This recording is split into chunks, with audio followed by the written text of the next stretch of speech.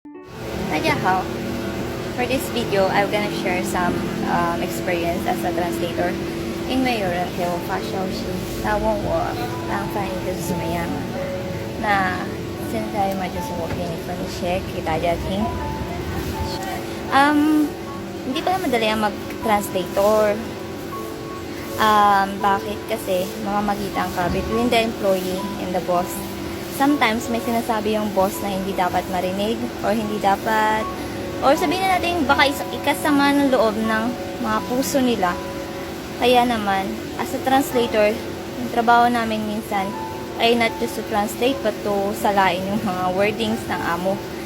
And also, parang pagka-translator ka, all around din, hindi ka naman HR, hindi ka naman sa finance, pero hindi ka naman dapat nagtatrabaho sa ganun.